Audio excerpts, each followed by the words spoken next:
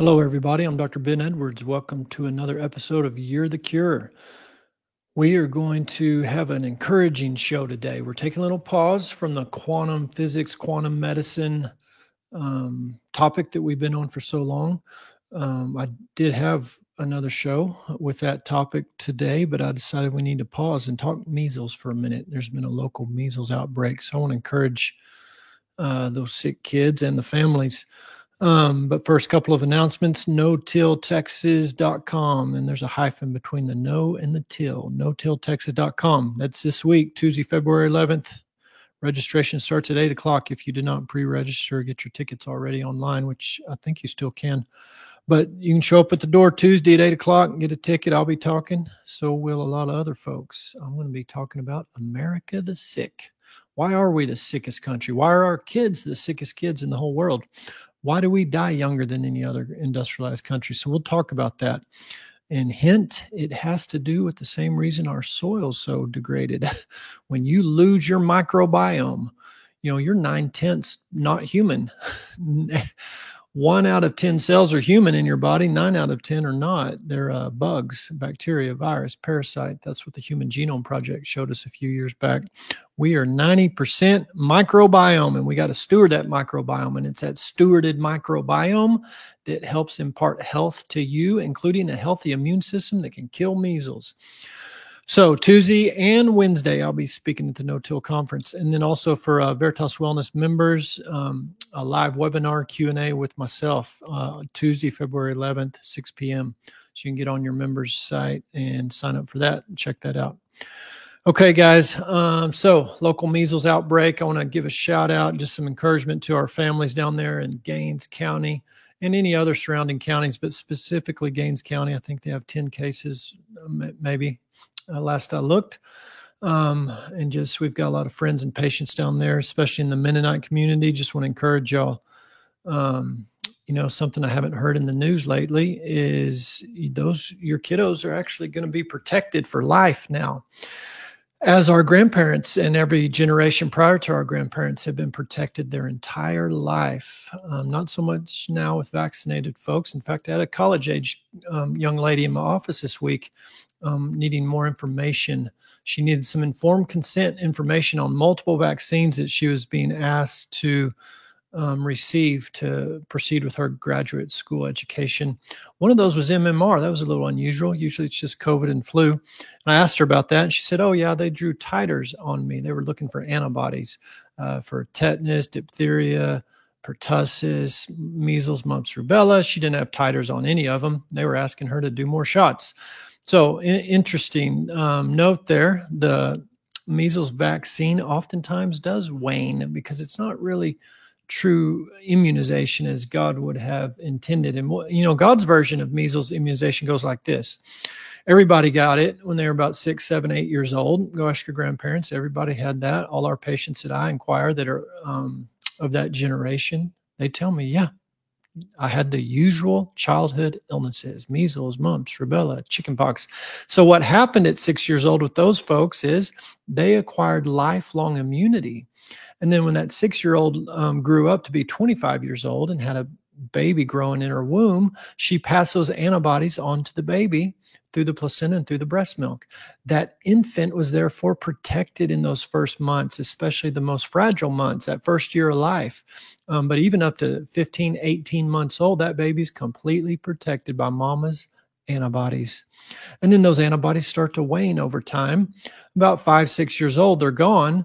And so here comes natural measles through the community. The child will get measles at 5, 6, 7 years old. It's a rash and a fever. It's not fun. But like chickenpox when I was a kid, it's not fun. And as I'm reading a Brady Bunch quote, I had to remember this, go back and look. This is from a Brady Bunch episode, quote, if you have to get sick, you sure can't beat the measles. So I just want to bring that perspective back into the community that we don't need to let fear come into our conversation, really ever. Fear absolutely hamstrings the immune system, amongst many other vital systems in the body. That sympathetic dominant, cortisol-driven, adrenaline-driven system really downregulates immune response, GI system, hormone system, endocrine system. So we want to avoid that. So just reminding you, mamas and daddies out there, these kiddos are going to be okay. They've got an immune system. You need to steward it. Multiple studies. And Neil Miller talks about, here's his book, Vaccines, Are They Really Safe and Effective? He talks about in the book about vitamin A will reduce the duration of measles and the complication rate. Vitamin C, Dr. Tom Levy, we've had him on the show. We've had Neil Miller on the show. Go listen to that show, mamas and daddies, to get encouraged. Tom Levy, vitamin C, multiple studies about vitamin C being used in measles. So I just want to remind you, a good stewarded immune system with good fresh fruit and vegetables. Cod liver oil is how I prefer to get the vitamin A because it's retinol. That's actual vitamin A, whereas beta carotene can be transformed into retinol, but it takes many steps to do that. So in an acute illness, I really like cod liver oil because of that vitamin A content. And parents, I just want to read real quick from Neil's book. The death rate in 1900 from measles in the United States of America was 13.3 deaths per 100,000 population. That's in 1900. By 1955, it was down to 0.03 deaths per 100,000 people. That's prior to vaccines coming on the scene. I'll say that again, 13.3 down to 0.03 deaths per 100,000 from 1900 to 1955. That's documented here in Neil's book. And you can see many other examples in this in Suzanne Humphrey's book, and co-authored by Roman Bierstenke. I interviewed Roman. I interviewed Neil. Go back on the podcast archive page and find those. And the reason I interviewed these guys was to get the other side of the story. We've heard in local media this week some things that are not the full story. And in fact, they called Dr. Andrew Wakefield, a fraud. So I don't want to get into a kind of a tit for tat over that, but I actually interviewed Dr. Andy Wakefield. Go back and listen to that, please. And actually, I may try to get him back on the show to talk about this because there was no fraud. Actually, there was fraud. There was fraud at the CDC. That's been documented. The evidence is here. It's clear. It's with the Congressman Burton and others, the whistleblower. That's what we're going to hear today. I'm going to replay a show I did with Brian Hooker. This first came out March 19th of 2018. So that's what I'm introducing today. We're going to replay that show to talk about the fraud. Local media called Andy Wakefield a fraud. Judge for yourself. Listen to Brian Hooker today. You can go to our website and pull up Andy Wakefield's interview from May 8th of 2017. And again, VeritasWellnessMember.com. Click on resources, then podcast. Give it a minute to upload because there's hundreds and hundreds of episodes on there for many, many years of producing this show. So it takes a minute to load. But once it's loaded, you'll see 3 drop-down menus, a search bar. You can search by guest name or the topic. Well, hit that topic one and follow that menu down to vaccines. And you'll see a number, probably 20, 25 shows pop up. Brian Hooker, you'll hear today. Andrew Wakefield, Neil Miller, I referenced his book. And then Dissolving Illusions. That Dissolving Illusions book shows all these childhood illnesses. In 1900, had a high infant mortality rate. By 1950, all of them had dropped by 98 to 99% pre-vaccines coming on the scene. How did that happen? Well, Dr. Humphreys talks about it in the book, and Roman talks about it in our interview. And it's clear that it's sanitation and nutrition and refrigeration, clean water, food, and air. Well documented by Geyer in 2010, the journal Pediatrics. He documented this. Hopkins researchers have documented it. McKinley, 1977, published on this, Boston University epidemiologist. And Dr. Edward Cass, Harvard Medical School dean, founding member of the Infectious Disease Society of America and president of that society. Those are the infection experts. They all said the same thing. It was sanitation and nutrition, i.e. the terrain. It's always about the terrain, guys. So moms and dads out there, be encouraged. I know there's a lot of folks who've done their due diligence. They have read Dr. Humphrey's book. They have read Callous Disregard by Andrew Wakefield. They looked at the documentary Vax by Andy Wakefield. And actually, the detractors I've talked to who say Dr. Wakefield's a fraud or he's been debunked and all this stuff, I'll ask them, did you read the book? Did you watch the documentary? Did you know his conclusion was take the measles vaccine and mumps and rubella? And they get wide-eyed and said, no, that's not what the American Academy of Pediatrics told me. Well, maybe you should go do your own research because that was his conclusion. All he was saying was separate them instead of MMR, all three together, separate them. Why? Because they were seeing adverse reactions, and his work has been replicated multiple times. You'll hear all about that in his interview if you go look that up on our website. So I wanted to bring that in today. Dr. Brian Hooker, we'll bring him in here in just 1 second. Guys, we'll be back to the subject at hand, quantum medicine, quantum physics, how your thoughts, your heart beliefs impact your genetic expression, which genes are turned on and off. Your heart beliefs affect the intracellular water that your mitochondria float in. They affect the way your mitochondria is going to process food for fuel, whether it's going to be redlining in sympathetic mode or rest and digest, parasympathetic. All of that impacts the immune system. Trust the design, trust the body. You have the most amazing germ detection and cancer detection system known to man. Man will never improve upon it. I mean, just look at this vaccine failure, and you'll read or you'll hear in the interview with Neil Miller, and I'll pull it real quick if I can find it, because this is interesting.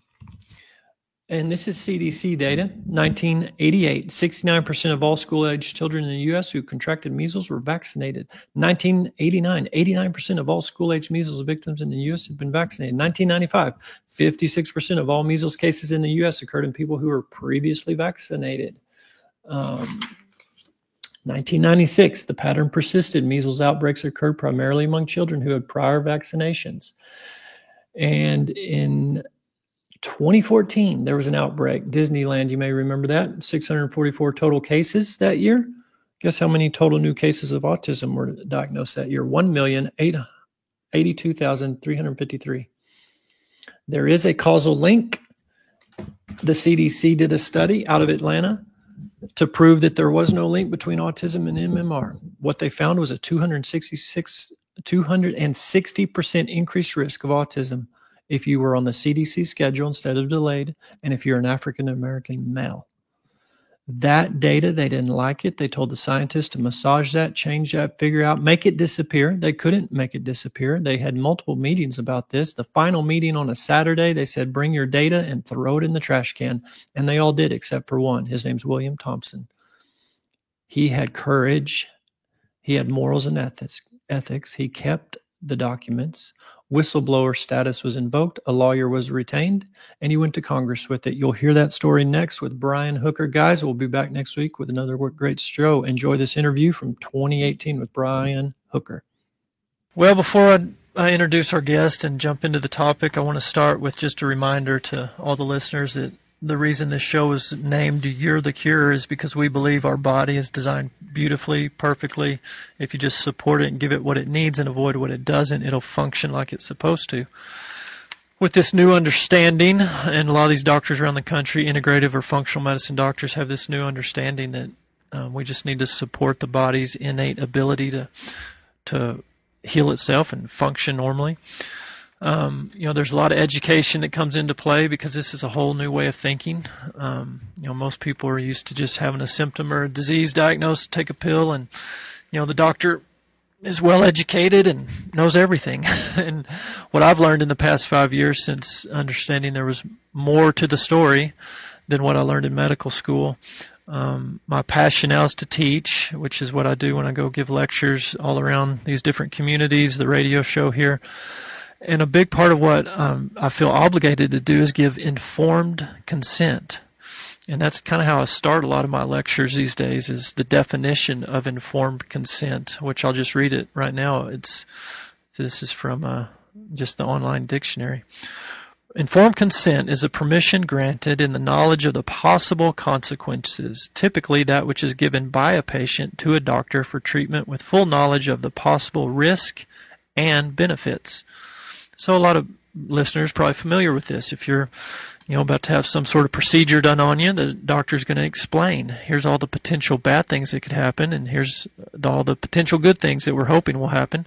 And you weigh that risk and benefit, and then you sign the form that gives the doctor permission to perform this procedure on you, with the full knowledge that you were just informed with all the potential risk and all the potential benefit, and then you decide. It's your body, it's your health, it's your decision. But you got to have all the facts. You got to have the information. You've got to be informed. That's the name of this consent, informed consent. So I want everyone to keep that in mind. Informed consent is something really, unfortunately, a patient kind of has to push for and seek out because doctors aren't fully informed themselves. Today's topic, I'm just going to go ahead and say, is vaccines. Now, I don't want people running off and turning their radio off or getting high blood pressure over this. It's such an emotional, hot topic, and I just want to say right now, let's just diffuse the emotion and let's talk facts. And that's what we're going to try to do today, is bring some facts to the table so people can make an informed consent. I've said before on the show, the thought that you could sort of inoculate the body with a little bit of a germ, like the original vaccine, the original inoculation, cowpox. Take a little pus from a cowpox pustule on a patient and inoculate it into an open wound of another patient, and you hope that little introduction of part of that foreign germ will trigger your immune system to ramp up some good antibodies to that germ so that when you get full exposure, you'll be ready for it. You'll be able to fight that germ and successfully overcome that illness. That whole thought process, I don't think anybody would disagree with. That sounds great. If we could get a little bit of this in us, and that would prime the pump and get our immune system pumped up, ready to go and fight when the big bug really does come, that's a great thought process. Unfortunately, where we've come now is way beyond that. There's a lot more than just a little bit of that germ in a vaccine. There's lots of different additives. And we would hope that there are a lot of studies that would prove that this thought process, this theory, really worked well. And that the risk and benefits were such that there was way more benefit than risk. Unfortunately, those studies aren't really there. Patients don't realize that. I didn't realize that. I'll tell you, in med school, what I learned was about vaccines. They printed out the CDC's recommended vaccine schedule. The newborn gets a hepatitis shot, day of life 1 or 2, and then at 2 months, 4 months, 6 months, and just the whole schedule's laid out. And we were asked to memorize the schedule and be sure we implemented that schedule in our clinics. I never read a vaccine package insert. I never was informed on really the history of the vaccine program or the risk and benefit and all this stuff you would want to be educated in. I wasn't. So once I started my integrative practice 5 years ago, I had mothers come to me, and I'm very pro-vaccine at this point. I'd vaccinate all my children fully, but I had these moms come to me with questions such as, why is the safe limit of aluminum per the EPA 50 micrograms, or according to the FDA 17 micrograms, but there's 250 micrograms in the hepatitis shot that my baby gets on the first day of life? I couldn't answer that question. And they had a number of other questions. Why is there aborted fetal cell line tissue potentially in some of these vaccines? Why is there retroviruses and all these different potential other things, other ingredients? I couldn't answer that. But what really got me was these 3 different moms that came in and said, hey, I was pro-vaccine, took my kiddos in, 18-month shots, got the shots. The next day had a high fever. The baby had a high fever and started regressing in their milestones. I mean, these were just honest, simple, loving, caring mothers. They're not fanatical. They're not anti-vax. They're not any label that people try to label folks with. They were just good old West Texas normal folks. And these are mamas who noticed something happened with their baby associated with the vaccine, in their opinion. And they were asked to leave the practice of their pediatrician by questioning that. That's how they ended up in my office. So it was a number of these moms who got me to start looking at this thing and researching and diving into some stuff. to try to get to the truth. And unfortunately, what I found was there's just the safety studies aren't there, and there's a whole lot of questions that are unanswered. Now, let me just state clearly, we know for a fact, we don't need to debate this part. It's just factual that vaccines can injure. That's non-debatable. The vaccine compensation program, which I didn't even know existed. Again, I'm a highly trained medical doctor. I came out of medical school, didn't even know the U.S. government had a vaccine injury compensation program that has paid out $3.7 billion since its inception. So, and they paid that out because the vaccines injured the person, and it went to this court, and the court awarded a compensation to the tune of $3.7 billion so far. So we know that this happened. So now let's move beyond that. Let's get to the point of, okay, can we figure out who is at the most risk? A lot of people get vaccinations and don't appear to have any problems. Some people do get vaccinations, appear to have problems, not only appear. The vaccine court's awarded a lot of money. So let's move beyond that. We know it can injure. Let's figure out who's at highest risk and what can we do to mitigate the risk. That's where we should be focusing all our questions, all our effort, all our emotion, all our research dollars, and all that. And that's why we've got our guest today, because I feel like what he's done is help bring those two questions to the forefront. Who's at higher risk, and is there something that can be done to lessen or reduce that risk? So today I'm very happy to introduce, and I'm sorry for that long spiel because we're wasting time, that Dr. Brian Hooker could be speaking, but I wanted to lay that groundwork there to try to engage the listeners and to not get into their emotional stance, and just really let's have a conversation about how we can mitigate this risk that we know there is. So, Dr. Brian Hooker, PhD, Associate Professor of Biology at Simpson University in Redding, California. He specializes in chemistry and biology coursework. He graduated with a Bachelor of Science in 1985, a degree in chemical engineering from California State Polytechnic Institute. Also a Master of Science degree in 1988 and his doctorate in 1990, both in biochemical engineering from Washington State University. Brian Hooker, Dr. Brian Hooker, has many accomplishments to his credit, including a co-inventor for 5 patents, recipient of a Battier Entrepreneurial Award in 2001, a Federal Laboratory Consortium Recognition Award in 1999 for his work on reactive transport in 3 dimensions. The breadth of Dr. Hooker's 60 different science and engineering papers have been published internationally recognized peer-reviewed journals. So, scientist, I guess is how you can sum up Dr. Brian Hooker. But also Dr. Hooker's a dad of a son who has autism. So, and Dr. Hooker has a lot of information to share with us. And Dr. Hooker, welcome to the show. Thank you for joining us. I know you're out in California and it's early out there, so we appreciate you being on the show today.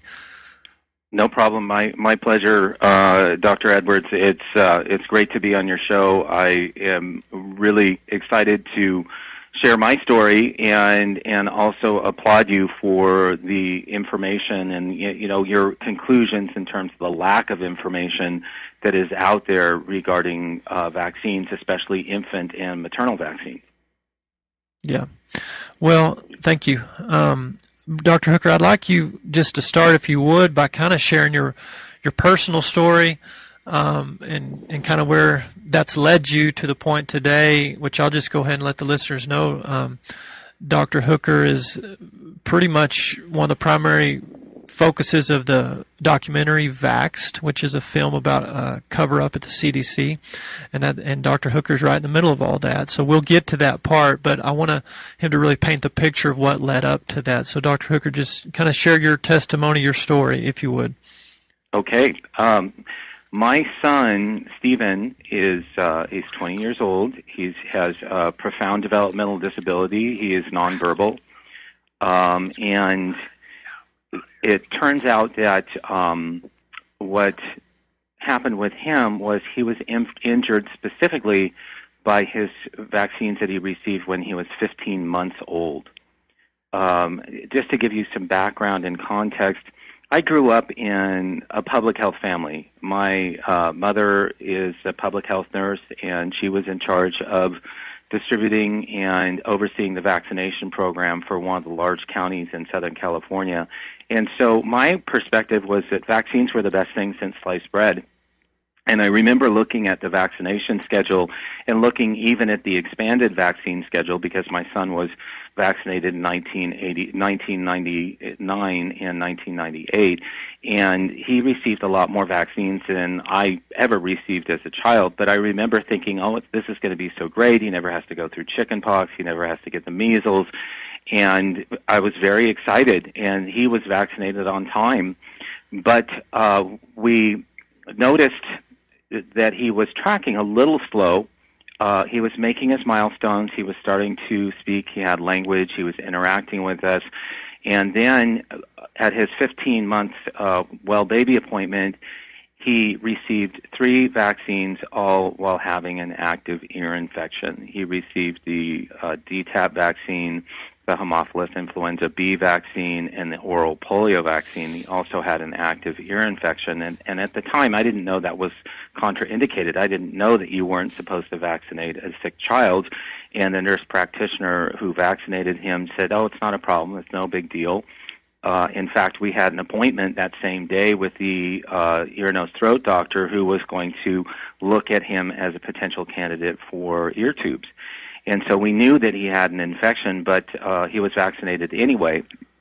It turns out that he ran a low-grade fever for a very, very long time. After about 2 weeks, that fever spiked at 102, 103, and he was very, very sick baby.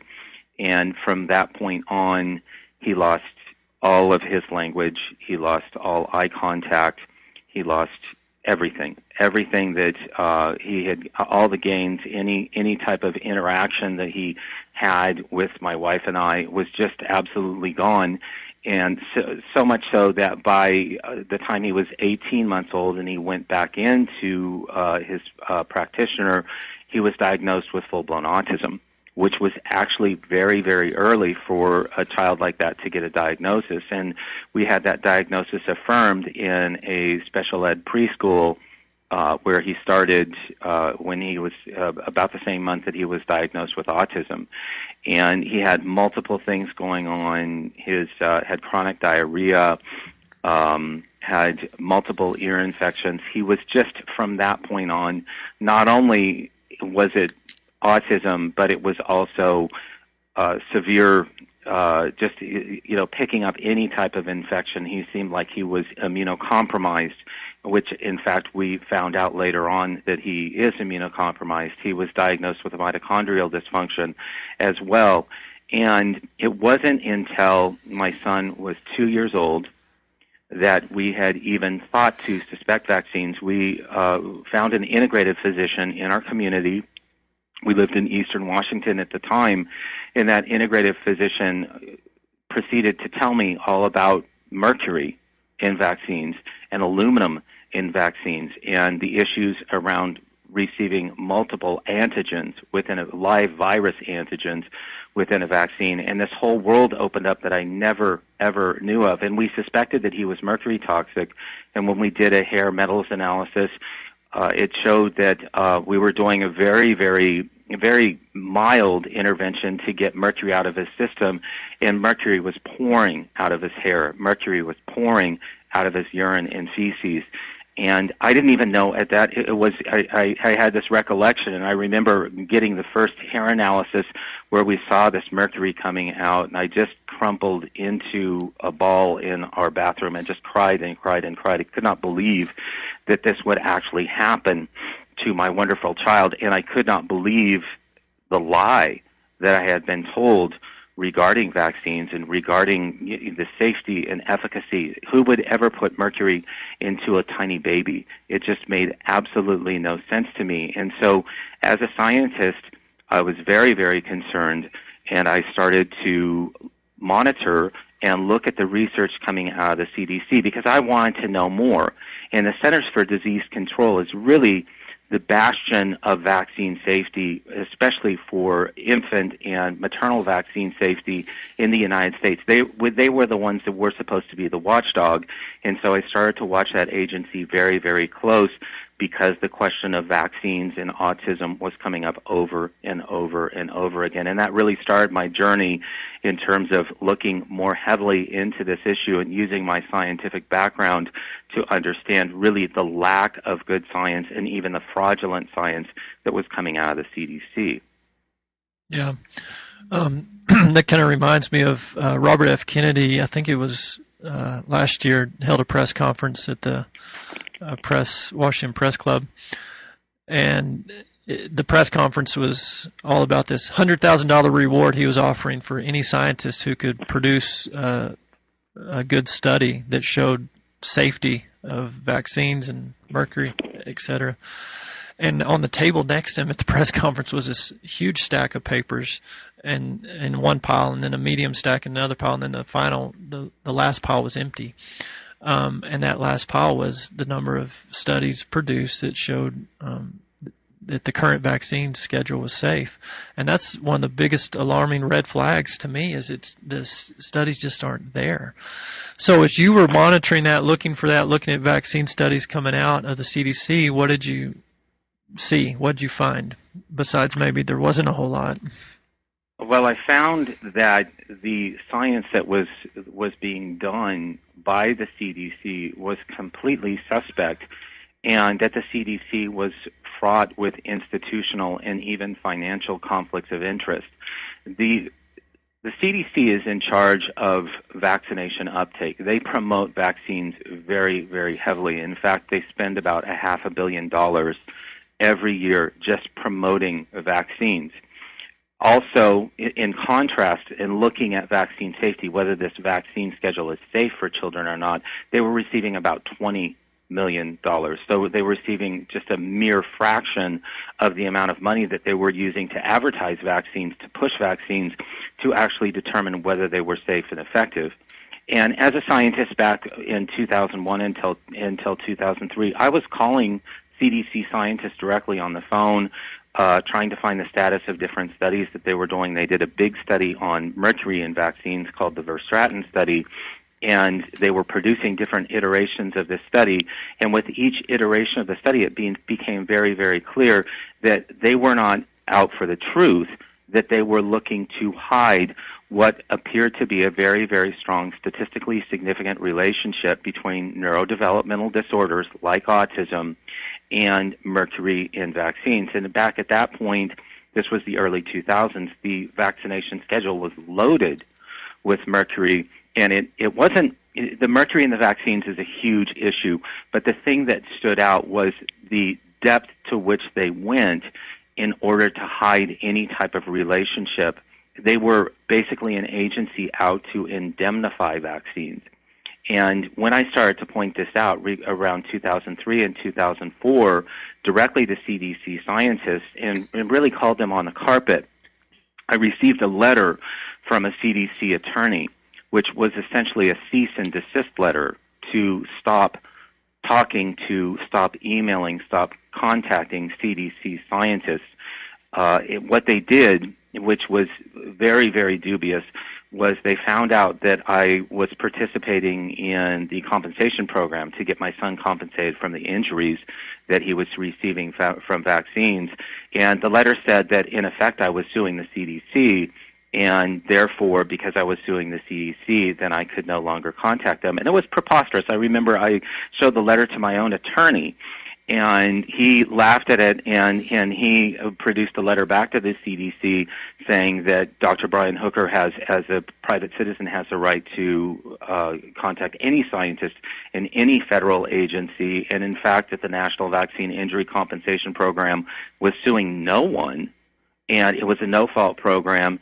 And the CDC then agreed and said at that point, look, Dr. Hooker can contact any CDC scientist, but they're not going to respond back to him. So the only thing that I could do at that particular point in time was to start to submit what are called Freedom of Information Act requests, where I could get the behind-the-scenes emails, the correspondences, the reports, the memos.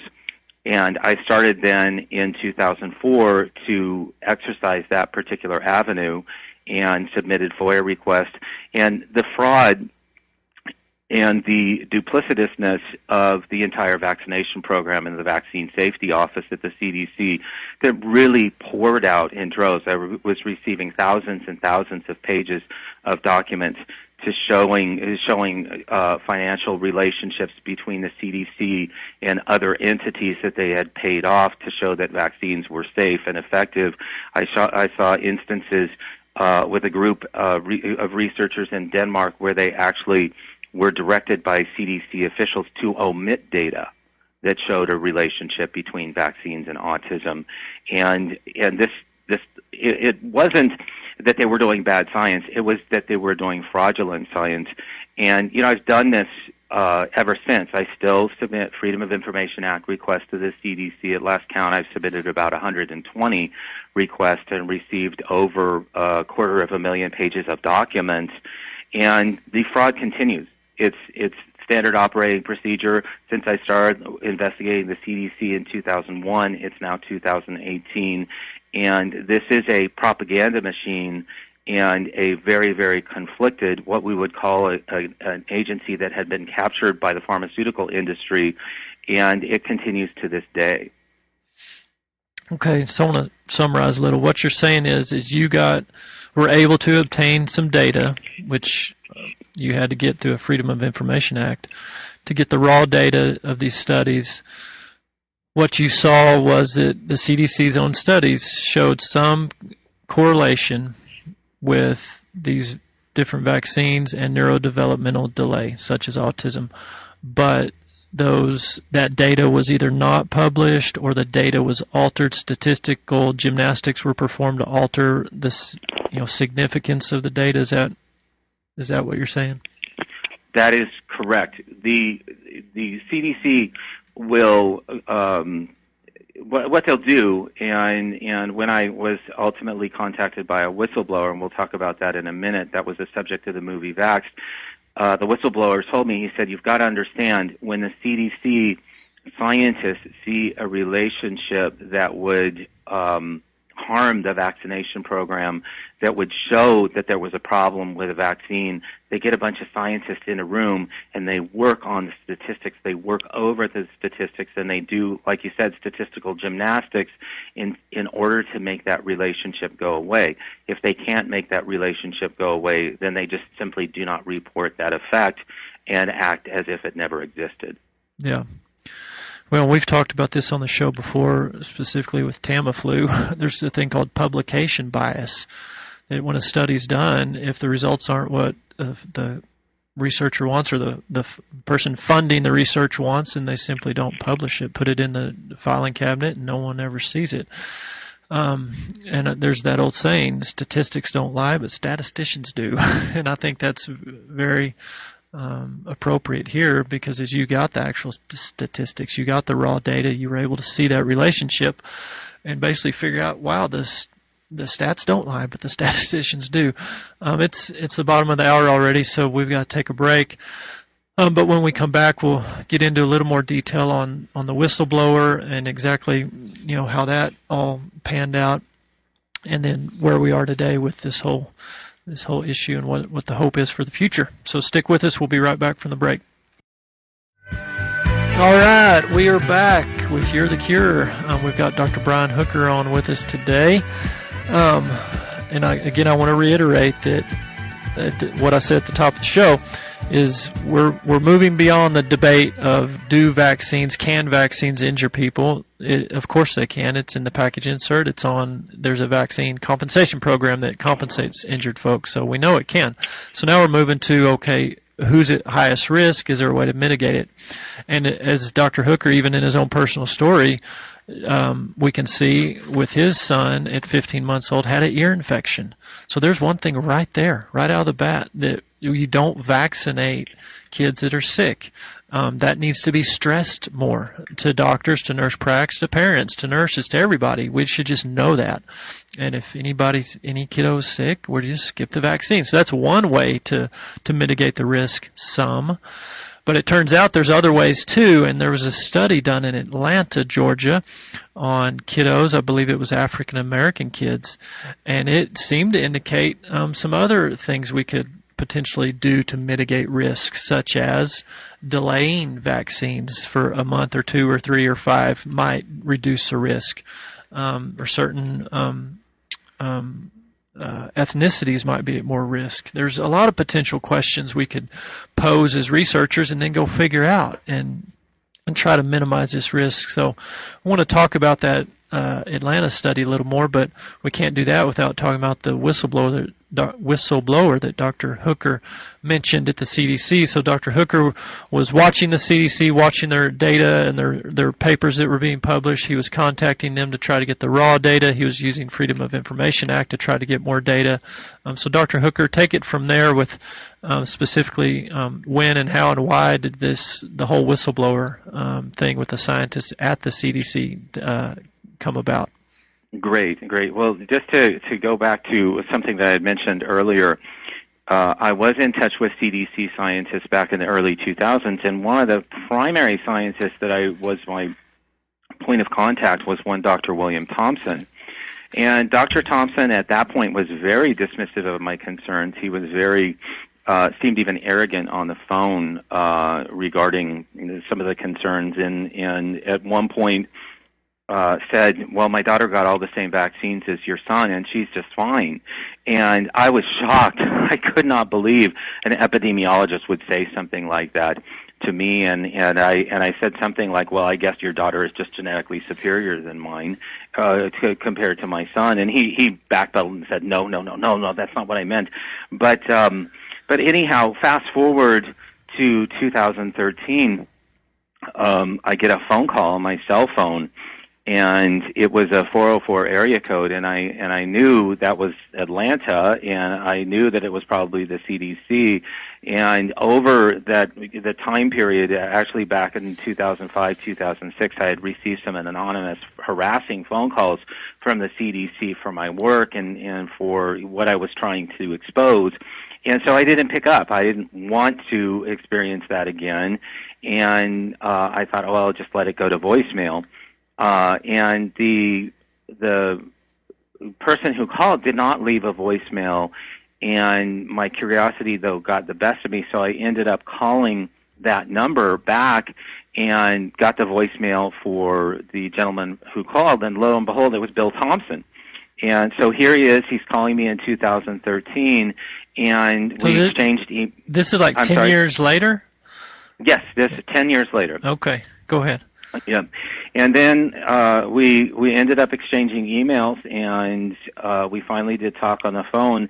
And he was a completely different person. He was apologetic. One of the first things he did was he asked about my son, how my son was doing. He knew that my son had been injured by infant vaccines and was autistic.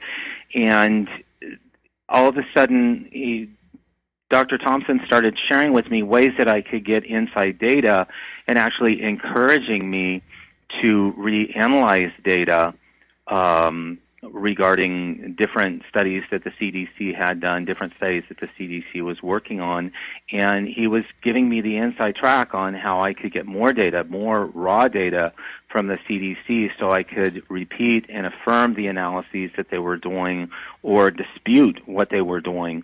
And so I did that. I very, very quickly, our first phone conversation was in November of 2013, and I started to request data from different studies.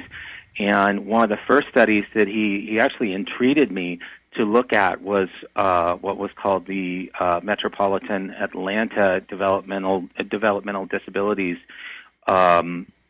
a study that included a large sampling of children that had autism as well as non-autistic controlled children that were situated in metropolitan Atlanta.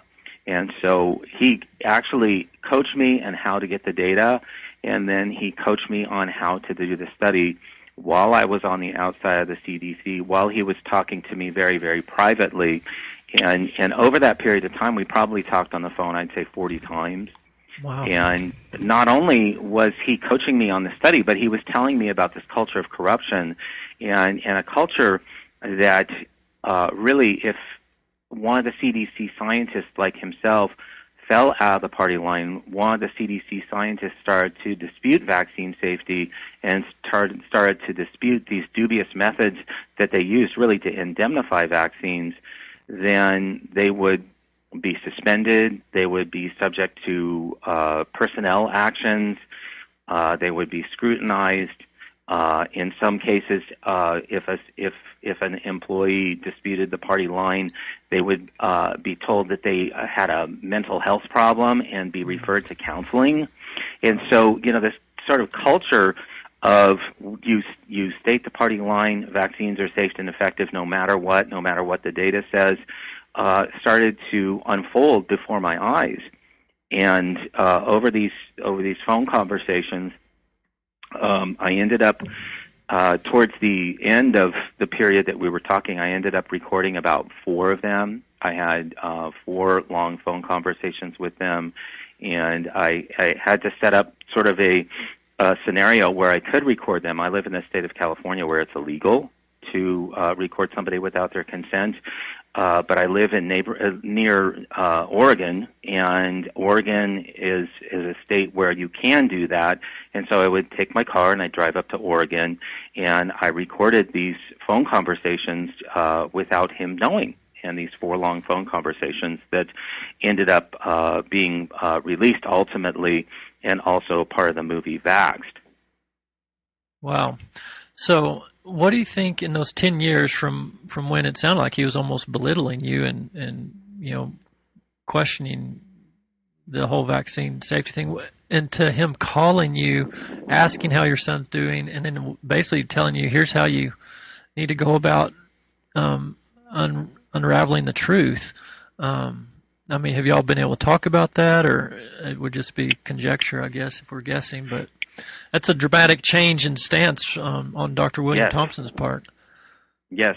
He, during that 10-year time period, he had actually gone to the highest level of the CDC to warn them about the problem with the Metropolitan Atlanta study, a study that showed that African American children were at higher risk for autism if they received the MMR vaccine on time versus those children that did not receive their first MMR vaccine until they were 3 years of age or older. And he tried to warn his supervisor's supervisor, and he just went up the management chain until he wrote an email directly to the director of the CDC, Dr. Julie Gerberding, at the time. And what happened, there was a very, very important meeting regarding vaccines and autism. It was in what's called the Institute of Medicine, and this was in 2004. He was to present that information, and he was going to, because of his ethics and because of his moral character, he was going to present the truth. And when he told that to Dr. Gerberding, not only was he yanked from the schedule of the Institute of Medicine meeting on vaccines and autism, he was replaced with a supervisor, Dr. Frank DiStefano, who ended up lying and said that there was no cause of harm of the MMR vaccine, that there was no harm in getting the MMR vaccine on time, which is preposterous. It was something that was completely diametrically opposed to their data. And not only was Dr. Thompson taken from that meeting and was not allowed to present at that meeting, he was put on administrative leave of absence, and he was almost fired because he dared tell the truth. And so this impacted him in a huge way. He was reprimanded over that 10-year time period twice and had official letters of reprimand in his personnel file because he dared tell the truth. And so I think that the culture of corruption in the CDC really bit him. And then over this period of time, suddenly in 2013, he was prompted to call me. Mm. Wow. So he has a conscience, really, is what it boils down to. So what you're saying, this one particular study in Atlanta, they looked at the data, and what they saw was African-American boys that were receiving MMR on schedule, on time, that didn't miss a shot or get delayed for some reason.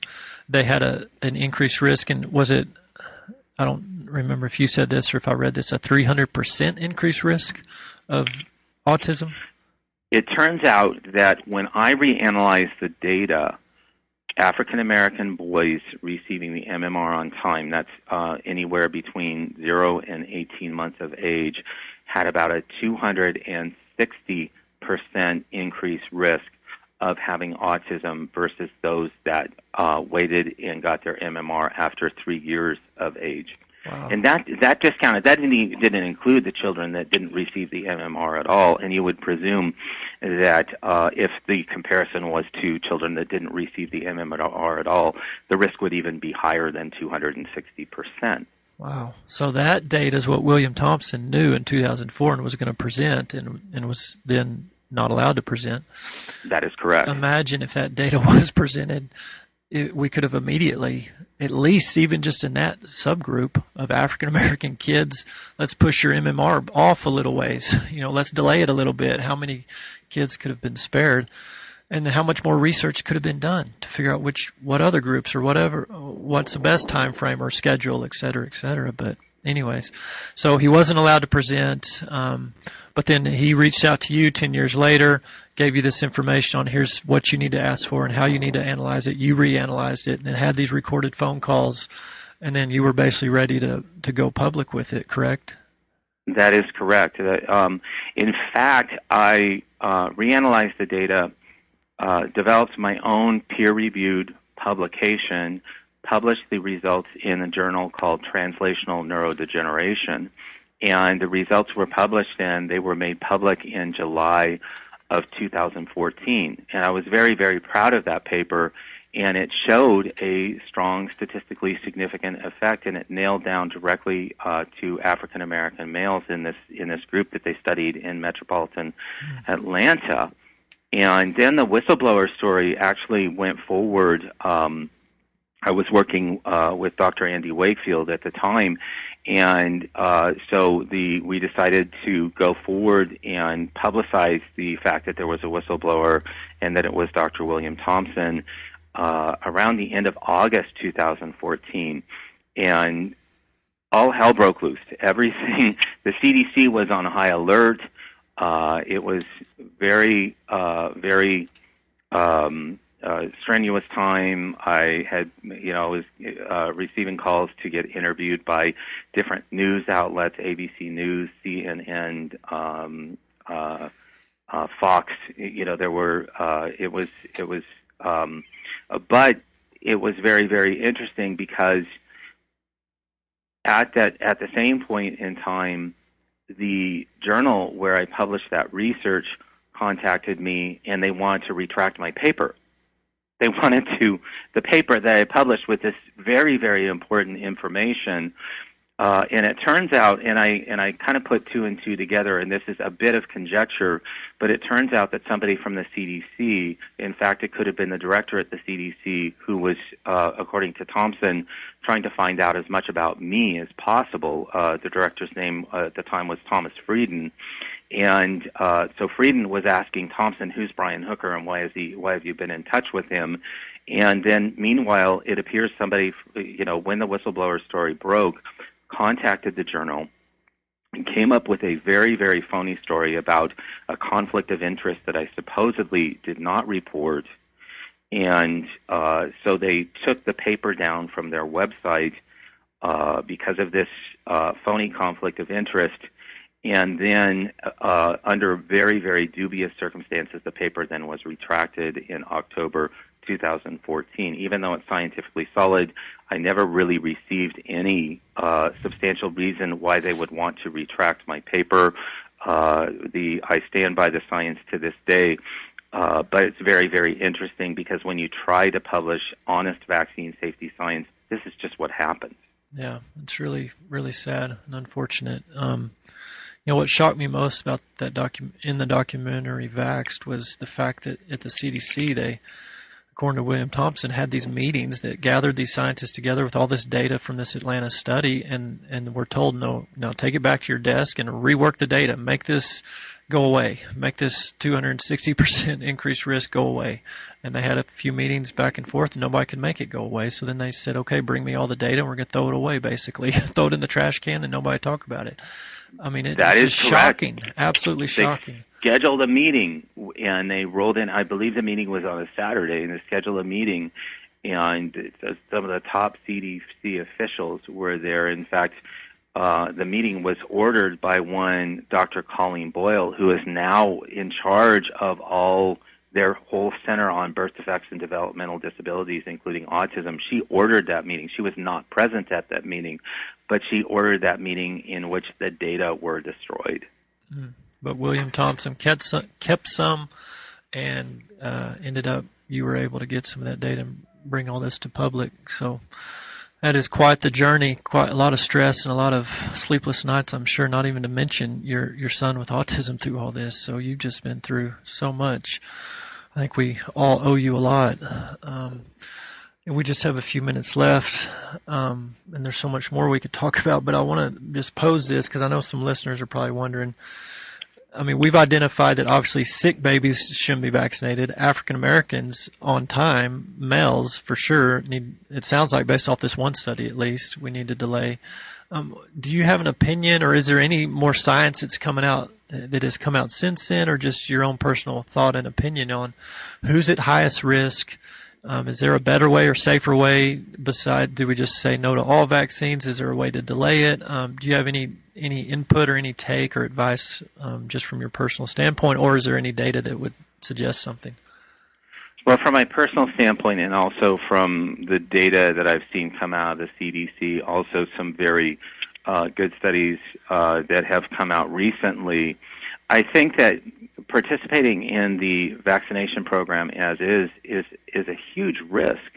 I mean, there has been no true vaccinated versus unvaccinated child study to look at health outcomes, to look at chronic diseases like autism, ADHD, asthma, Tourette syndrome, things like that, that are on the rise. And so, I believe that you're putting yourself at risk if you follow this current vaccination schedule, and if you are taking vaccines that are unstudied or understudied, then you're participating in this really grand medical experiment, and where you're being told by your practitioner a lot of times that, there is no risk, or the risk is 1 in a million.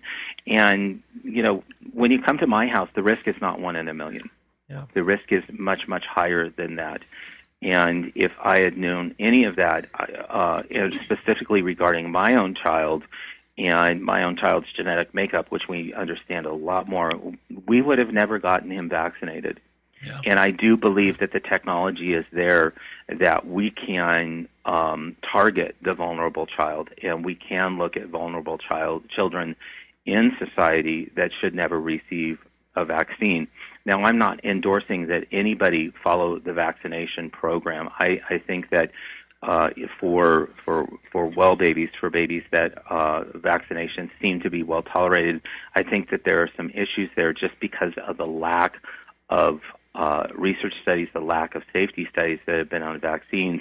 But the thing that has troubled me is that we could screen vulnerable children. We could identify vulnerable children even on their day of birth, and we could say this child should not be vaccinated, and we could avoid many, many disabilities by doing that. Yeah, agree 100%. Unfortunately, it appears to me that money, the love of money, profits might be taking a more important role than the safety and health of our children. I remind our listeners, we talk about this all the time. We have the sickest kids in the world just about. I mean, 50% of the kids now have a chronic disease.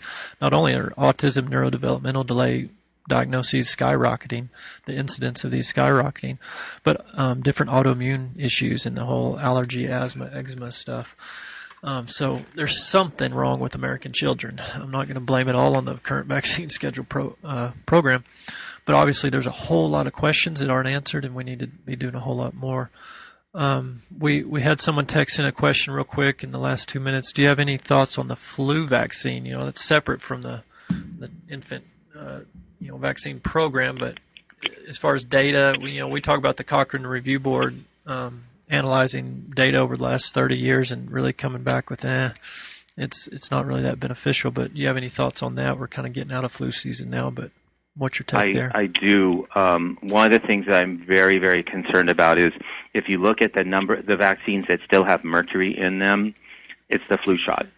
Mm-hmm. And not all flu shots contain mercury, but if you do get a flu shot that has a multi-dose vial, then the adult formulation and the child formulation and the maternal formulation, the one that is given to pregnant women, can contain as many as 25 micrograms of mercury, which would be tolerable. In order to tolerate that by the EPA, FDA guidelines, you'd have to weigh about 500 pounds. Okay, so nobody, if you're, so it's right out of the gate. I mean, you've got the mercury issue with the flu shot.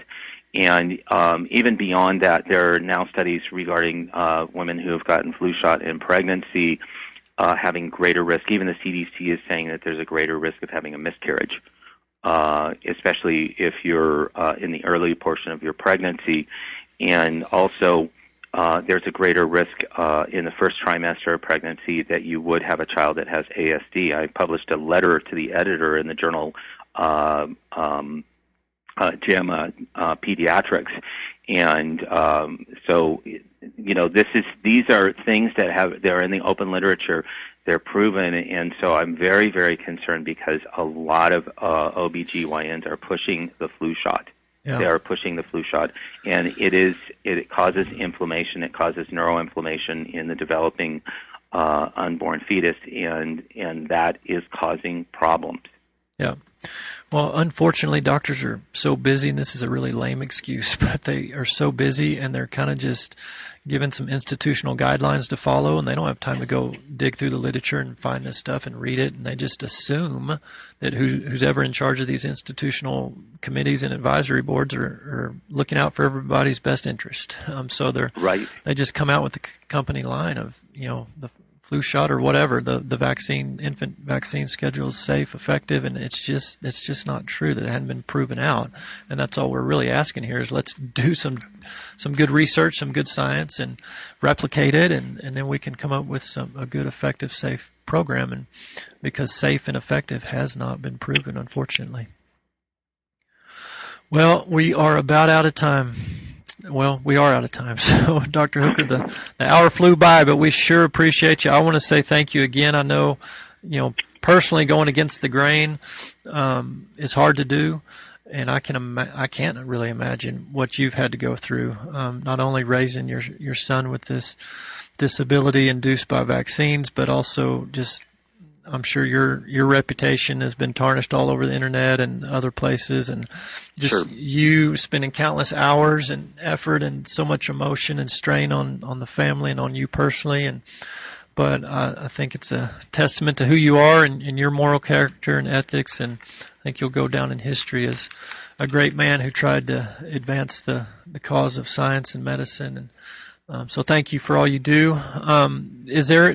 I don't think you have a book or do you have a website, or if people want to just learn more, that they're shocked by all this is all new to them, where can they go learn more from you, or do they watch Vaxxed, or what do you recommend? I would recommend that I am science advisor for an organization called Focus for Health. Focus for Health has wonderful articles, not just on the vaccine issue, but on other issues regarding wellness, and it's focusforhealth.org. Okay. And that's a great place to go. Yes, see the movie Vaxxed. I think that you can still get it on Amazon. I'm not absolutely sure. You can go to vaxthemovie.com. And also the National Vaccine Information Center is a really, really good resource run by Barbara Lowe Fisher. It's nvic.org. If you have specific questions, there's really an encyclopedia about vaccines and adverse events there, so I do recommend that. Okay, great. Well, thanks again, Dr. Hooker. Really appreciate it. Hope you have a great week. Okay, you too. Thank you so much, Dr. Edwards. You're welcome.